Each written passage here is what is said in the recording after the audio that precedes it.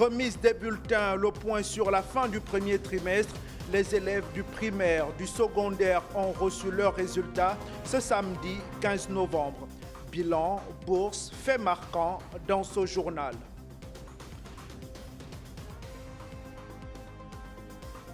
BGFI Holding Corporation entre en bourse, un tournant stratégique pour le groupe qui s'ouvre désormais aux investisseurs.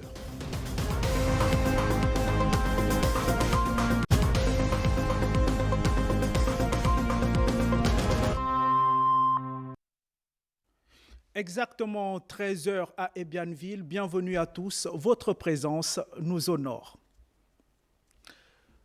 Journée porte ouverte hier matin au Palais Léomba, une initiative du secrétaire général de l'institution destinée à permettre aux députés récemment élus de prendre leurs premiers repères dans leur nouvel environnement de travail. Presse, Assemblée nationale.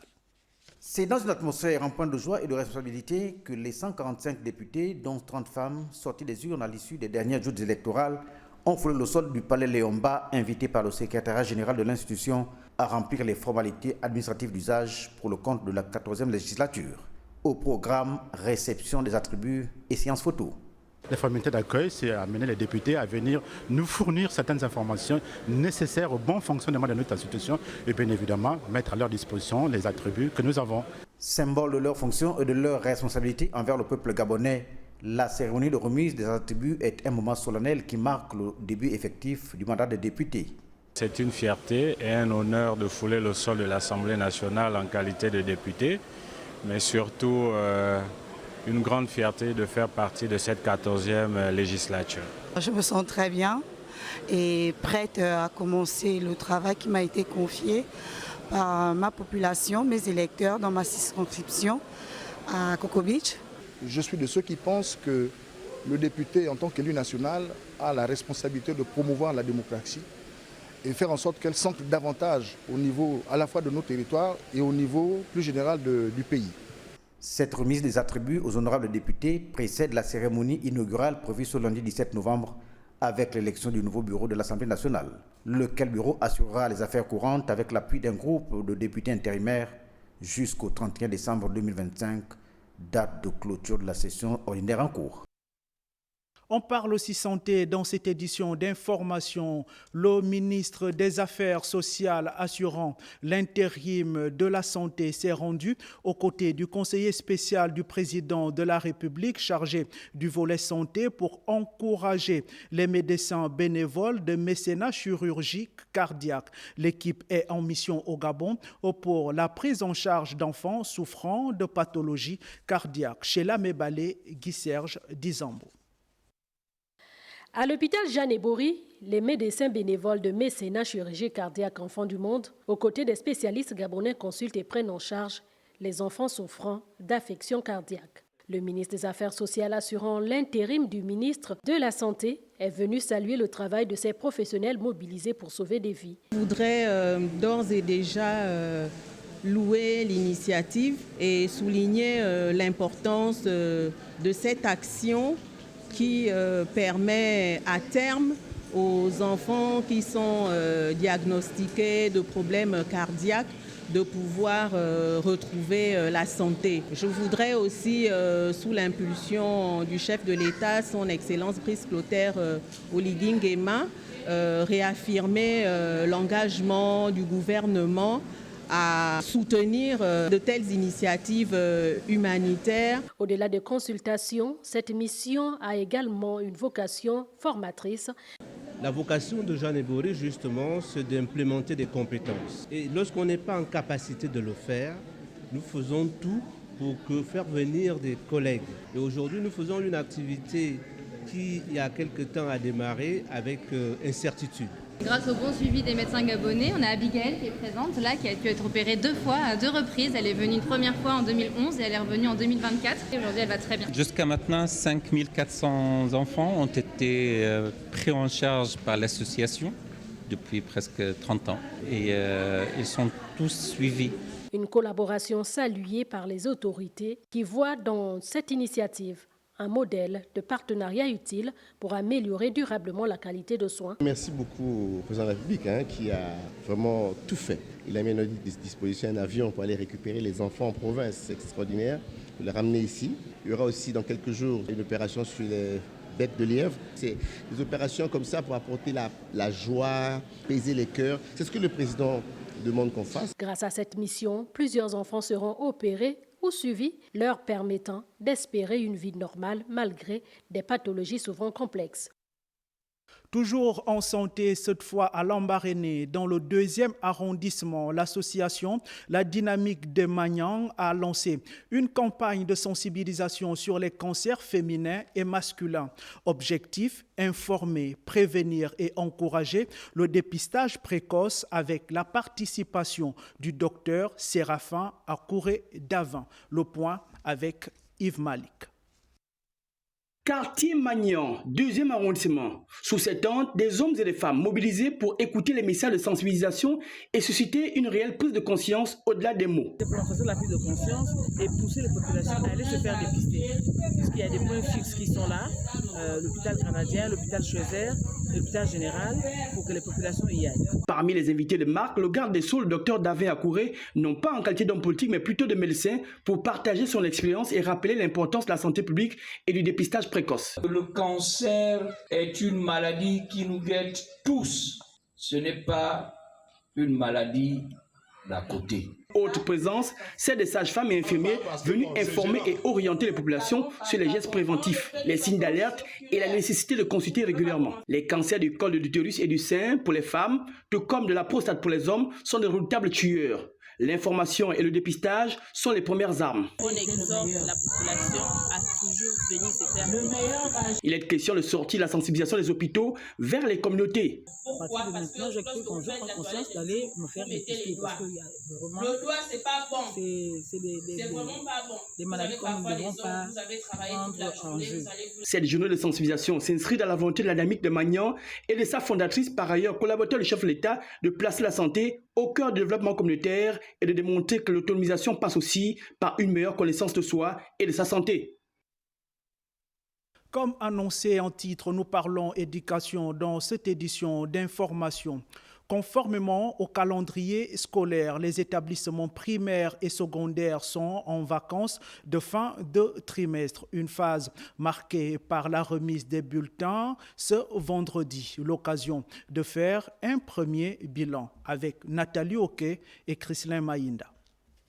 À mi-parcours de l'année scolaire 2025-2026, les parents conscients et soucieux de l'avenir de leur progéniture ont investi les établissements scolaires pour récupérer les bulletins de notes. Nous sommes à l'heure du bilan qui est satisfaisant dans l'ensemble. La performance d'un certain nombre d'élèves et surtout de certaines classes, je vais citer la 5e A et la seconde LE, où quasiment tous les élèves, au nombre de 60 qu'ils sont, ont des moyennes supérieures ou égales à 10. Au lycée technique de Ntoum, les meilleures moyennes ont été honorées. Nous avons primé nos meilleurs élèves. Nous leur avons donné des prix pour qu'ils se surpassent, pour qu'ils soient des meilleurs. Nous nous inscrivons dans la logique du président de la République qui prône l'excellence. En termes de tableaux d'honneur, nous avons 88 tableaux d'honneur qui donnent des moyennes de 12 à 14. Et aussi, nous allons dire qu'en termes de résultats, nous avons 71% de réussite auprès des enfants.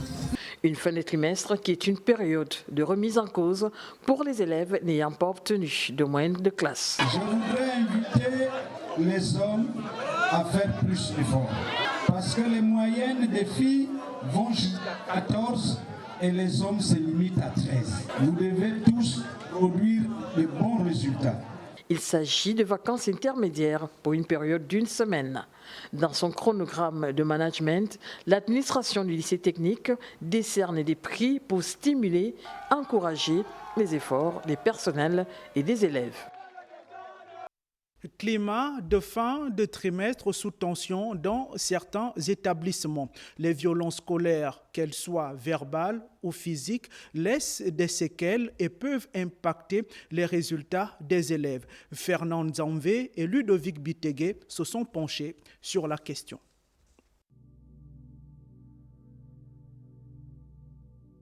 Durant ces 3 mois, il y a eu cours sans interruption. Seulement, le principal phénomène scolaire constaté, la recrudescence des violences, lesquelles ont été le chou gras de la presse. Aujourd'hui, l'heure est au bilan trimestriel.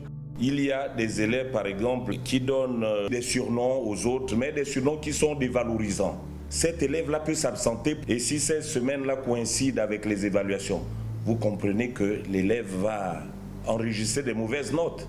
À la fin du trimestre, il y aura une répercussion. La violence scolaire pourrait être résolue que si chaque partie de la société s'y engage. Nous, les parents, d'abord, nous devons commencer à sanctionner des petits gestes. Lorsqu'on laisse passer un petit geste, ce petit geste, demain après-demain, peut être plus grave. Ex nihilo, cette fin de premier trimestre est le lieu ici de revoir la copie sur les canaux de communication visant à faire connaître à nos apprenants les arrêtés et lois qui encadrent les actes de violence au Gabon. C'est pas souvent des actes pensés ou c'est pas souvent pour blesser l'autre, mais ils prennent ça comme des jeux. Lorsqu'il y a une violence, quelle que soit la sorte, les élèves sont conduits au service soit eux-mêmes, soit par un enseignant ou un adulte. Et la victime sera également mise en confiance. Tout dernièrement, le président de la République a tapé du poing sur la table pour dire que désormais les acteurs de violence en milieu scolaire seront punis conformément à la loi. C'est ce que nous faisons. Les violences scolaires, véritable problématique, ouvrent la brèche sur les missions du département de l'éducation populaire du ministère de la Jeunesse. Le dit département devra multiplier des campagnes de sensibilisation sur le civisme pour une jeunesse éduquée, responsable et engagée.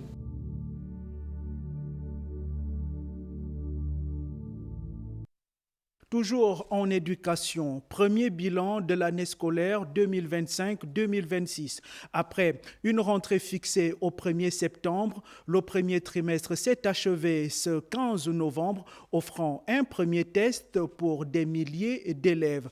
Alors que débutent les vacances intermédiaires, où en est le système éducatif gabonais engagé dans le renforcement pédagogique. Ruth Mignolet répond à la question. Ce premier trimestre d'une durée d'environ 11 semaines a marqué la mise en œuvre du nouveau rythme alternant. 4 semaines de cours et une semaine d'évaluation-remédiation. Une structure adoptée pour mieux suivre les acquis et réduire les échecs. Les statistiques, bien que préliminaires pour ce trimestre, précises témoignent d'une pression démographique toujours forte sur les établissements. Par exemple, près de 50 000 élèves ont fait leur entrée en classe de 6e cette année. Pour y faire face, le gouvernement a accentué ses efforts logistiques, notamment par la dotation en table-banc pour améliorer les conditions d'accueil. L'objectif affiché reste d'améliorer les performances globales. Si l'on se réfère aux résultats des examens de la session passée, le taux de réussite au BIPC en 2025 a atteint 72%, marquant une progression significative par rapport à l'année précédente. Une tendance positive que ce premier trimestre devrait confirmer. La remise des bulletins effectuée ce 15 novembre est donc le premier indicateur pour les familles de l'impact des efforts réalisés. Le système éducatif gabonais a passé ce premier cap avec une organisation solide. Maintenant, l'enjeu des vacances intermédiaires sera fait pour recharger les batteries pour amorcer un deuxième trimestre encore plus satisfaisant. Un trimestre encore plus satisfaisant. Et ouverture hier à la délégation académique de l'estuaire des inscriptions en ligne pour les examens nationaux devant parents et candidats. Les équipes techniques de la DGEC ont expliqué les procédures d'inscription et réinscription. Nathalie Oké, Évariste Ondoutoum. Que doivent savoir les postulants aux examens nationaux de l'année scolaire 2025-2026 et pour éviter la forte affluence dans ces services techniques, la Direction générale des examens et concours a échangé avec les parents et les candidats. Je suis très rassurée vraiment parce qu'il fut un temps où les choses ne se faisaient plus comme ça. J'ai eu les informations que je voulais. Concernant l'examen du BEPC, quelques nouvelles matières sont désormais obligatoires. Les matières comme la musique, l'économie familiale, le théâtre sont devenus des matières optionnelles. Parce que tout simplement, l'instruction civique est devenue une matière obligatoire au niveau du BPC. Les frais d'inscription aux examens se payent au trésor public. La DGEC tient cependant à mettre en garde tout candidat qui tenterait une inscription frauduleuse. Lorsqu'on est scolarisé, on passe son bac en classe de terminale. Un phénomène aujourd'hui qui consiste à inscrire les enfants scolarisés en établissement public dans les établissements privés en classe de terminale alors qu'ils sont en première dans les établissements publics. Donc nous allons traquer tous ces gens-là et mettre en place les dispositions en vigueur pour que les choses s'arrêtent. Cette période d'inscription et réinscription ouverte permet aux usagers de débuter très tôt cette phase pour éviter les rejets de dossiers. ODG Management School a lancé sa rentrée académique 2025-2026 ce samedi 15 novembre à Nombakele avec une masterclass inaugurale sur l'éducation financière. Une session animée par Aline Carole Méné, figure du secteur bancaire africain, Daniel Boka et Ulrich Boissa. EDG Management School a mis les petits plats dans les grands avec cette masterclass inaugurale de sa rentrée académique prévue pour ce lundi 17 novembre 2025. Placée sous le thème « Jeunesse, finances et employabilité », comment construire un avenir dans un environnement incertain? Cet établissement supérieur spécialisé dans la microfinance vise ici à susciter chez ces jeunes présents un caractère plus adapté à l'environnement professionnel local. Ce sont des formations spécifiques en alternance. Ça veut dire qu'ils feront à la fois les cours au niveau des EDG Management School et ils vont également passer les stages dans l'ensemble des établissements de microfinance, prioritairement à Épargne et Développement du Gabon. Les stages sont assurés à 100% par EDG Management School grâce à son partenariat déjà privilégié avec l'Épargne et le Développement du Gabon, mais également avec l'ensemble des établissements de microfinance. Comme vous le savez, je suis également le président du secteur de la microfinance en zone CEMAC, donc on a une vue générale des besoins. L'éducation financière, aspect abordé au cours de l'exposé, se révèle être importante pour ces acteurs qui souhaitent pleinement exercer plus tard dans le dit domaine. Il ne suffit pas en fait de nos jours d'avoir un diplôme pour être employable. Il faut développer un savoir-faire plus constant, plus fiable. Après sur la déontologie, la ponctualité au travail, être rigoureuse dans son travail, apprendre à tous les niveaux, être polyvalente. Situé au quartier Nombakele et affilié à sa direction générale en plein cœur du centre-ville, EDG Management School souhaite se hisser au rang de leaders locaux, voire internationaux d'écoles professionnelles de microfinance. On reste dans le monde de la finance. Coup d'accélérateur pour le secteur financier. BGFI Holding Corporation a fait son entrée en bourse ce début de week-end à Libreville. Une étape stratégique pour le groupe qui ouvre de nouvelles perspectives aux investisseurs. Retour sur la cérémonie avec Sheila Mebale et Guissage Dizambo. C'est un tournant historique pour le groupe BGFI Holding Corporation qui franchit une nouvelle étape en s'introduisant en bourse, consolidant ainsi sa place parmi les acteurs majeurs du paysage financier africain. Devant un public composé de partenaires, d'investisseurs et d'autorités, les dirigeants du groupe sont revenus sur l'importance de cette opération. Depuis sa naissance, BGFI Gabon, filiale historique du groupe BGFI Banque, moteur de croissance, n'a pas cessé d'accompagner les grandes mutations économiques de notre pays. Elle a soutenu le développement des entreprises nationales, participé au financement des grands projets d'infrastructure et favorisé la localisation du milieu gabonais à Libreville comme à l'intérieur du pays. Une ouverture qui répond également à des objectifs économiques et stratégiques. L'idée principale, c'est de faire partager au public notre potentiel de croissance. Et pour les 5 prochaines années, nous souhaitons partager cette croissance avec un public beaucoup plus large.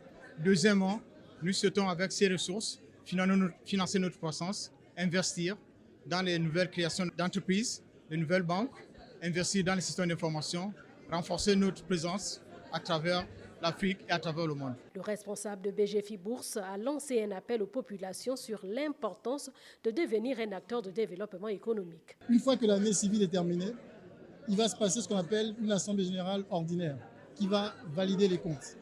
À l'issue de cette assemblée, il y a un dividende qui sera voté. Et les gens qui ont acquis les titres aujourd'hui pourront bénéficier immédiatement du nouveau dividende. Avec cette entrée en bourse, BGFI Holding Corporation ouvre un nouveau chapitre fait d'ambition, de transparence et de participation citoyenne. Une étape décisive pour le groupe et une opportunité inédite pour les investisseurs de la région. Nous quittons Libreville pour Fougamou dans le département de Tsamba-Magoti. Les regroupements de villages ont bénéficié d'un financement grâce aux fonds départementaux locaux pour des projets à fort impact social. La remise officielle des chèques a été présidée par le préfet Alexandre Mukambi. Le compte rendu avec Maël Mabunda. La préfecture de Fougamou a accueilli la cérémonie de remise des chèques aux représentants du comité de gestion et de suivi CGSP de plusieurs villages. Grâce à ces financements issus du Fonds de développement local pour les assiettes allant des années 2021 à 2023, les communautés pourront dynamiser le développement de leurs localités respectives. Nous avons un souci d'eau. Il y a des vieilles mamans qui n'arrivent plus à se déplacer. Donc nous avons prévu refaire au moins 4 pompes villageoises. Tout à fait satisfait par rapport aux initiatives du chef de l'État. Et quant à moi, le médiateur de la communauté de Moukabou et le préfet, je saurai transmettre un hommage auprès des villageois. En plus de la remise des chèques, les autorités ont également remis un bus flambant neuf aux populations du village Nzemba, acquis dans le même cadre. Il n'y en avait pas que des chèques, mais il y avait aussi la restitution du bus qui provient du Fonds de développement local conformément à l'arrêté 105 du guide du code forestier. Donc nous voulons avancer pour le développement des communautés locales. Moi, à ma qualité de président de la commission de gestion et de suivi des projets, je suis aussi très content parce que les choses se déroulent très bien. Il est à noter que le succès de ce dossier est dû à l'engagement total des autorités administratives locales. Retour à Libreville et direction Essassa, derrière Berthe et Jean. L'ASNI a rencontré ce jour les riverains, une séance d'échange pédagogique pour présenter les projets d'envergure portés par l'État sur ce site. Un reportage de Rita Abogondon et Hervé Nzigué.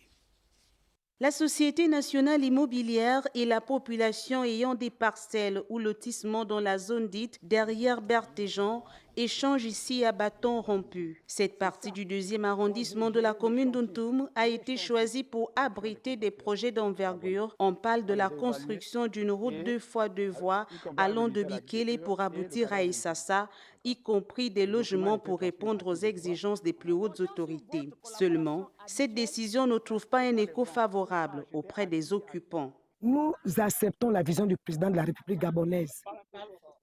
Si le président dit qu'il a un projet, comme vous venez de le décliner, on se plie, force reste à la loi, mais que ça soit de façon légale.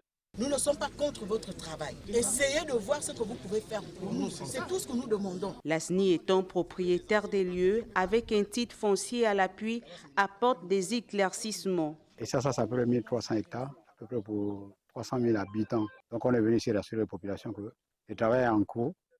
Dans 2 mois à peu près, nous allons venir présenter ce travail avec les autorités administratives. Mais surtout, finaliser ce que nous avons commencé. Alors dans un premier temps, c'est surtout le cadre bâti. Parce que le cadre bâti, c'est facile de connaître la maison de quelqu'un. Les terrains nus, il y a une enquête foncière qui va être faite pour préciser exactement à qui appartient le terrain. Les installations qu'on est en train de mettre ici, c'est d'abord au profit de ces populations des Sassa. Il y a les hôpitaux ici qu'on va construire, il y a les lycées ici qu'on va construire, il y a les casernes des sapeurs-pompiers qu'on va construire. Je suis avec le PCA, on a bien discuté, les questions ont été posées et je pense qu'on a répondu à leurs préoccupations. Cette rencontre a donc porté tous ses fruits car au finish, les 2 parties se sont séparées dans la sérénité. Sport à présent et nous parlons de la Coupe d'Afrique des Nations 2025. Réunion stratégique à l'ambassade du Gabon au Maroc entre le ministre des Sports, la FEGAFOOT et la diplomatie gabonaise pour harmoniser l'organisation. Le point avec Raïssa Lor-Medzamendon et Juste Njana. L'activité de son Excellence, Monsieur l'ambassadeur du Gabon au Maroc, fut dense au regard des séances de travail qui se sont enchaînées. Nous avons aussi pris des dispositions avec le ministère des Affaires étrangères marocain et notamment avec l'ambassade du Maroc au Gabon pour faciliter justement un certain nombre de choses pour les Gabonais qui auront ces problèmes d'entrée au Maroc. Tous ceux qui ont des passeports diplomatiques et des passeports de service, ça ne les concerne pas. Par contre, ça concerne uniquement ceux qui ont des passeports ordinaires. Parvenir à s'accorder sur les détails du séjour de la délégation gabonaise durant la CAN au Maroc a été l'un des points passés au peigne fin. Je peux vous garantir d'ores et déjà que Monsieur l'ambassadeur, la Fédération et le ministère des Sports ont pris les dispositions, travaillent ensemble pour que ce soit une réussite parfaite. Logés dans le groupe F qui sera dans la ville d'Agadir, les parties prenantes ont convenu d'effectuer une descente pour évaluer les capacités d'accueil et assurer la mobilisation autour de la sélection. À notre niveau, tout est fait prêt, que ce soit sur la mobilisation, sur les conditions de travail, sur la CAN le rôle qu'on va jouer à la CAN, tout est fait prêt. Maintenant, il reste aux autorités de tout faire, de tout mettre en œuvre pour réaliser tout ce qu'on veut. Enfin, la commission tripartite composée de fédérations, ministères sectoriels et ambassades rendra son rapport dans les prochains jours à qui de droit. Le regard est désormais fixé sur la fête du football. On reste à l'ambassade du Gabon au Maroc. La délégation de Gabon Télévision reçue par l'ambassadeur. La Coupe d'Afrique des Nations 2025 était au cœur des échanges. On regarde. Au cours de l'audience, les deux parties ont évoqué les points essentiels du séjour de l'équipe de production de Gabon Première qui va séjourner au Maroc durant la CAN. Il nous a rassuré que toutes les dispositions ont été prises. D'ailleurs, d'ici à quelques jours, ils vont se rendre à Agadir pour voir dans quelles conditions les équipes de Gabon Télévision, les équipes gouvernementales, en aimant les équipes du Gabon, seront logées. Dans tous les cas, ce qu'on retient, c'est que les dispositions sont prises, même si elles sont prises un peu en retard. Mais les dispositions sont prises pour que nous soyons dans de bonnes conditions. Entre autres sujets, ceux relatifs aux facilités diplomatiques accordées aux supporters gabonais qui viendront au Maroc. Au niveau de l'ambassade, nous travaillons avec certaines agences qui prendront en charge le transport des personnalités gabonaises ou même d'autres compatriotes de l'aéroport jusqu'à l'hôtel d'Agadir. 2 hôtels ont été déjà prévus pour les délégations gabonaises. Donc nous avons pris un hôtel VIP pour nos autorités et nous avons aussi pris un hôtel normal pour d'autres Gabonais qui sollicitent justement prendre part à cette CAN. Donc les partenaires avec qui nous traitons actuellement, trois choses ont été prises en considération, donc notamment le transport, les billets d'entrée dans les stades, et également le logement. Pour cette CAN, la télévision nationale entend déployer une équipe de production qui suivra de bout en bout la sélection nationale. En culture, Arnold Jode, ambassadeur de l'UNESCO et véritable Peter Pan de sa génération, signe son grand retour. L'artiste vient de dévoiler Allo Allo Kassou, un nouveau maxi-single porté par son univers créatif. Un sujet signé Ruth Mignolet et Stanley Gemanika. La présentation donnée avait des allures de véritable concert qui a réuni de nombreuses figures de la scène et de la culture, toutes venues saluer le travail de l'artiste. Kassou, c'est en bango, ça veut dire femme. C'est l'histoire d'un homme amoureux de sa femme. Au téléphone, elle ne répond pas. Il dit Allo, allo, Kassou. Mais réponds-moi. Le titre Allo, allo, Kassou nous plonge dans une histoire d'amour. Mais ce maxi-single va bien au-delà.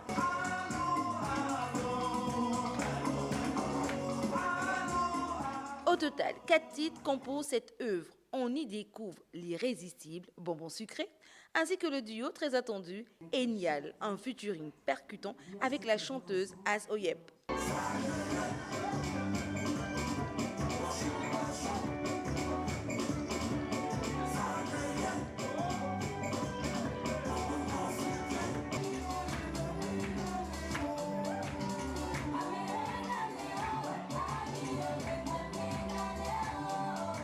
Fidèle à ses engagements humanistes, Arnold Jode n'a pas oublié son rôle d'ambassadeur de l'UNESCO. Il dédie le 4e titre, Noël, jour de joie, à ceux qui lui sont chers.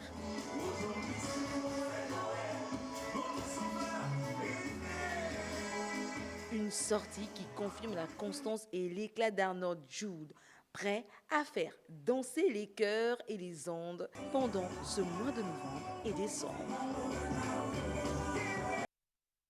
Citation encore à Arnold Jude et cette boutade pour la boucle de cette édition d'information. Scène cocasse hier au sein d'un lycée de la capitale gabonaise. 2 responsables, pères de famille, ont failli en venir aux mains.